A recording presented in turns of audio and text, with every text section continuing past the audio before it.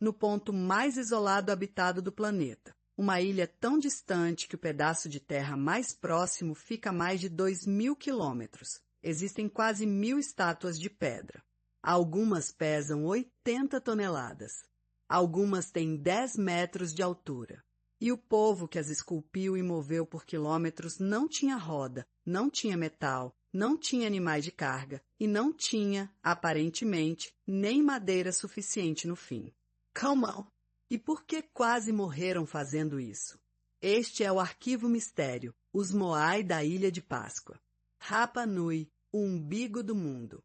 Hoje eu conto que a ciência descobriu sobre as estátuas que andaram, o colapso que virou lenda mundial e a reviravolta recente que está reescrevendo tudo que você aprendeu sobre esse caso.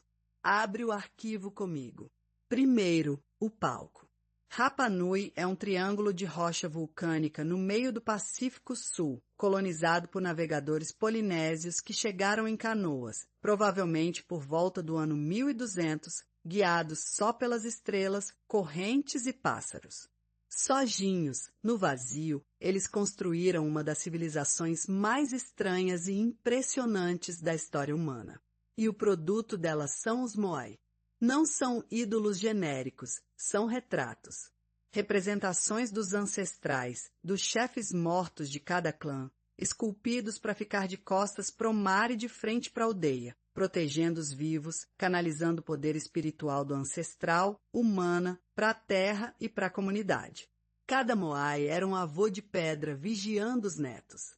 Quase todos foram esculpidos num único lugar, a pedreira do vulcão Rano Haraku.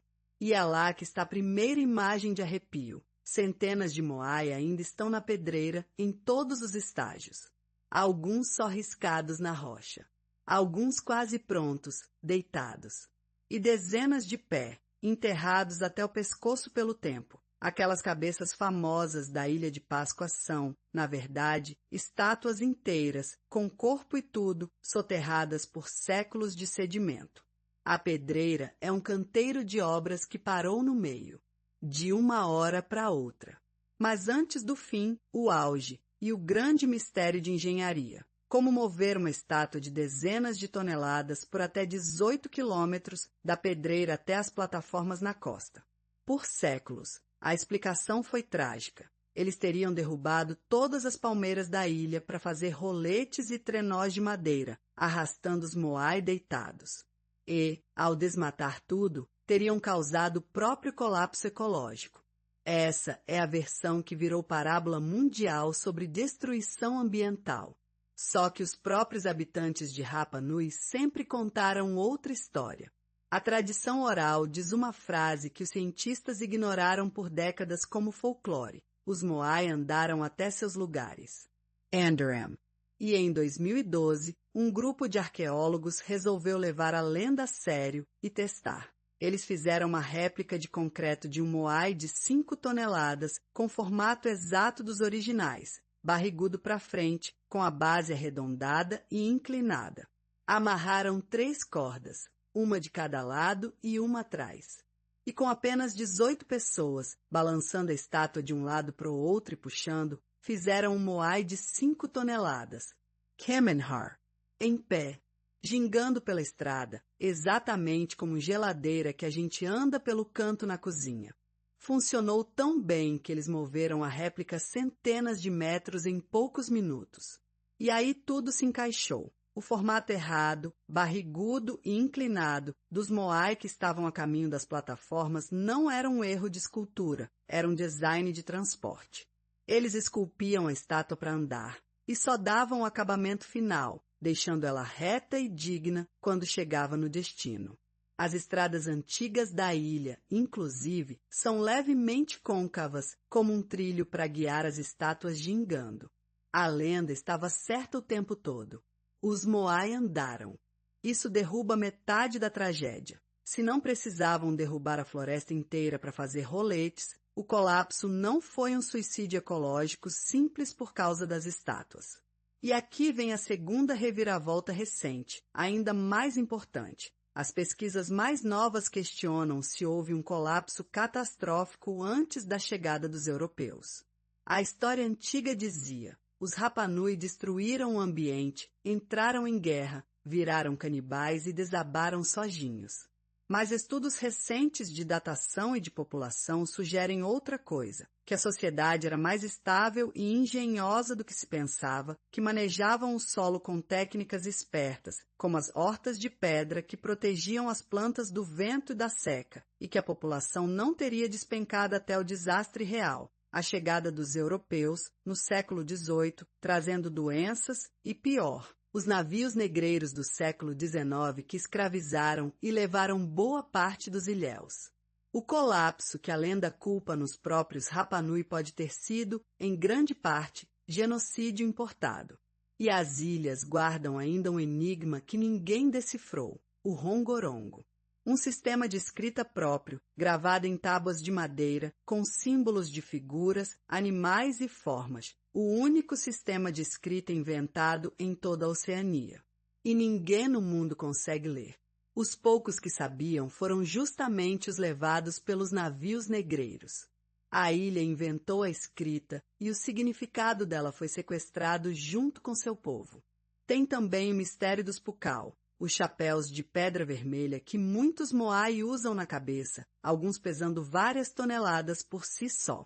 Como colocaram um bloco de pedra de toneladas no topo de uma estátua de 10 metros já erguida? A hipótese atual, rampas e o mesmo princípio de balanço com cordas. Cada resposta que a ciência acha revela um novo nível de engenhosidade que a gente tinha subestimado. Placar dos fatos. Confirmado. Quase 1000 Moai, esculpidos em Rano Haraku entre os séculos XIII e XV, são retratos de ancestrais, foram movidos em pé, caminhando com cordas, como a tradição oral sempre disse e o experimento provou. As cabeças são estátuas inteiras soterradas. Existe uma escrita própria, o rongorongo, ainda indecifrada. E a maior queda populacional coincide com a chegada e a violência europeia. Em aberto, por que a produção de Moai parou tão de repente, deixando centenas na pedreira? O quanto exatamente o ambiente degradou por mão humana e o quanto por causas naturais. E, claro, o rongorongo, enquanto ninguém ler aquelas tábuas, a própria ilha guarda a versão dela da história, escrita e trancada.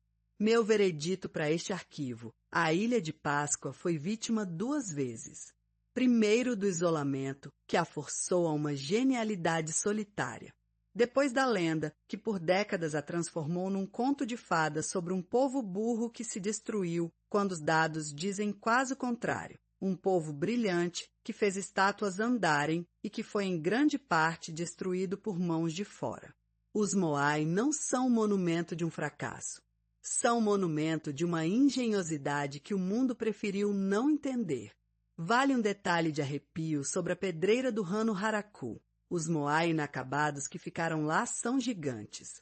O maior deles, apelidado de O Gigante, tem quase 21 metros de altura e é estimado em mais de 150 toneladas. Deitado, ainda preso à rocha, nunca terminado.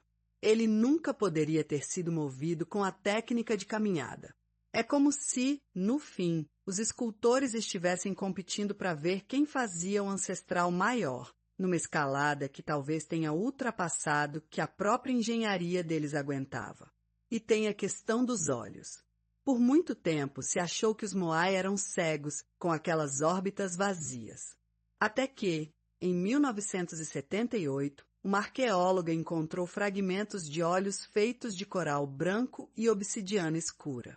Quando o Moai era finalmente erguido na sua plataforma e recebia os olhos de coral, acreditava-se que ele acordava e o mana, o poder do ancestral, começava a fluir. Os Moai da pedreira, sem olhos, ainda estavam dormindo. Só ganhavam vida ao chegar em casa. Outro ponto que a ciência ajustou. Muitos Moai ao redor da ilha foram encontrados derrubados, caídos de bruços. Por muito tempo, isso foi lido como prova das guerras do colapso, com clãs rivais humilhando os ancestrais uns dos outros. Mas parte dessas quedas pode ter sido por terremotos, tsunamis e pelo próprio abandono. E vários dos Moai que a gente vê em pé hoje, lindos nas fotos, na verdade foram reerguidos por arqueólogos no século XX. A imagem clássica da Ilha de Páscoa é, em parte, uma restauração moderna. E as plataformas onde eles ficam, os ahu, são uma obra de engenharia à parte. Muros de pedra encaixada com uma precisão que, em alguns trechos, lembra a cantaria inca do continente, pedras cortadas para encaixar sem argamassa. Alguns pesquisadores veem nisso um indício de contato ou de conhecimento compartilhado pelo Pacífico.